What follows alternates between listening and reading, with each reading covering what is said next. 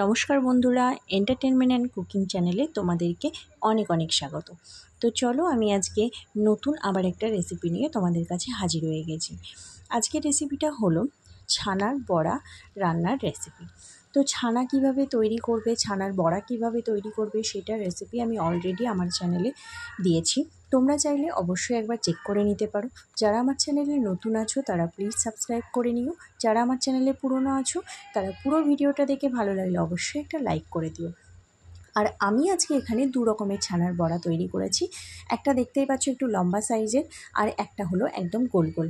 তো অবশ্যই রেসিপিগুলো তোমরা চাইলে চেক করে নিতে পারো আমার চ্যানেলে এসে, এন্টারটেনমেন্ট অ্যান্ড কুকিং @QTPie007 এখানে এসে চেক করে নিলে তোমরা পেয়ে যাবে।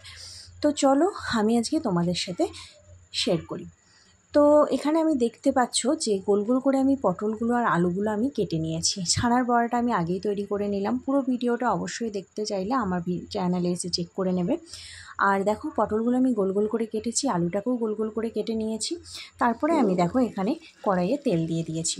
তেলটা দেওয়ার পরে আমার ধুয়ে রাখা পটলগুলোকে প্রথমে কড়াইয়ের তেলের মধ্যে দিয়ে দিয়েছি। তারপরে এটাকে একটু ভালো করে নুন হলুদ দিয়ে গোল্ডেন ব্রাউন করে ভেজে তুলে নেব। তো ভীষণ সহজ সিম্পল একটা রেসিপি। আর এটা ছিল রথের দিনের রান্না। তো রথটা হয়ে গেছে আজকে কয়েকদিনই হয়ে গেল, কিন্তু আজকে আমি তোমাদের সাথে এই রেসিপিটা শেয়ার করছি। তো চলো, আশা করছি ভীষণ ভালো লাগবে, পুরো ভিডিওটা দেখবে স্কিপ না করে। তো নতুন রাঁধুনিদের জন্য খুবই সুবিধা হবে। আমার রান্নার রেসিপিগুলো ভীষণ সিম্পলভাবে আমি তোমাদের সাথে শেয়ার করার চেষ্টা করি। তো দেখো, পটলগুলোকে একটু নুন হলুদ দিয়ে আমি এটাকে ভালো করে উল্টে পাল্টে একটু নেড়ে নিচ্ছি গোল্ডেন ব্রাউন করে। তো এই যে দেখো, খুব বেশি কড়া করে ভাজার কখনোই দরকার নেই। তো দেখো, পটলগুলো আমার ভাজা হয়ে গেছে। এবার এগুলোকে আমি একটা জায়গায় তুলে নেব। তো চলো, এগুলোকে এবার তুলে নেওয়া যাক।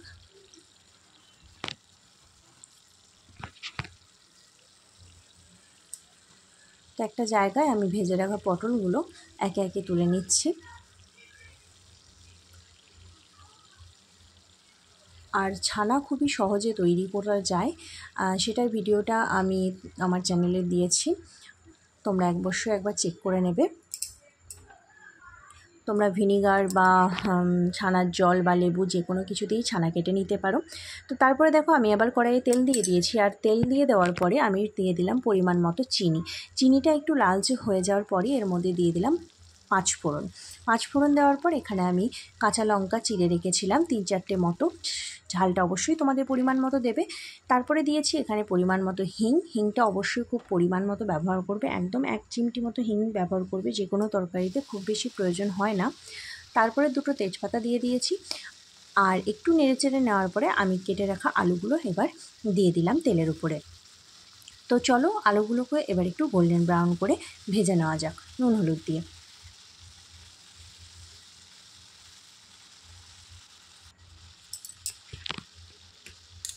তো পরিমাণ মতো একটু হলুদ দিয়ে দিলাম, আর পরিমাণ মতো নুন দেব। এরপরে আমি একটু ভালো করে আলুগুলোকে একটু নেড়েচেড়ে ভেজে নেব। তো দেখতেই পাচ্ছ আমার প্রায় গোল্ডেন ব্রাউন কালার হয়ে গেছে। এই সময় আমি এর মধ্যে দিয়ে দেব একটু আদা বাটা। তো আদা বাটা দিয়ে এটাকে আবারও একটু নেড়ে নেব। নেড়ে নেওয়ার পরে এই সময় এবার আমি একটু অ্যাড করে দেব জিরে ধনে গুঁড়ো আর একটু সবজি মশলা। দেওয়ার পরে এটাকে একটু ভালো করে নেড়ে চেড়ে নিচ্ছি।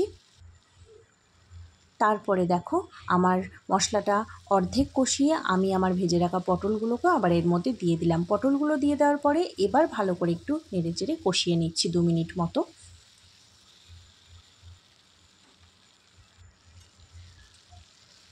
ভালো করে কষিয়ে নেব মশলা দিয়ে, একদম নিরামিষ।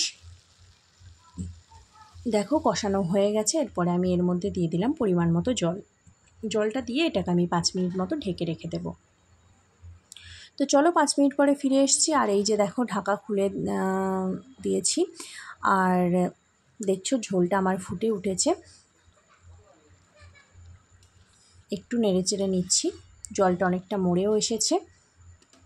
এরপরে আমি আমার ছানার বড়াগুলো এর মধ্যে দিয়ে দেব। তারপরে আর একটু পরিমাণ মতো জল অ্যাড করে দেব, একটু নেড়ে চেড়ে নেব, তারপরে আবারও এটাকে 5 মিনিট মতো ঢাকা দিয়ে রেখে দেব। ছানার বড়া তৈরি করার সময় অবশ্যই ভীষণ টাইটভাবে তৈরি করবেন না, একটু লুজভাবে তৈরি করবেন যাতে এটা একটু ফুলে ওঠে। ভীষণ টাইট করলে না খুব কড়া হয়ে যাবে, আর এর মধ্যে কোনো রকম রান্না করলে রস ঢুকবে না, প্লাস এটা ফুলবেও না, আর সফট জিনিসটাও আসবে না। তার জন্য অবশ্যই একটু লুজভাবে ছানার বড়া সবসময় তৈরি করবেন। তো ব্যাস হয়ে গেছে আমার ছানার বড়ার একটা রেসিপি। তো চলো আজকের মতো টাটা, ফিরে আসবো নতুন আবার একটা রেসিপি নিয়ে।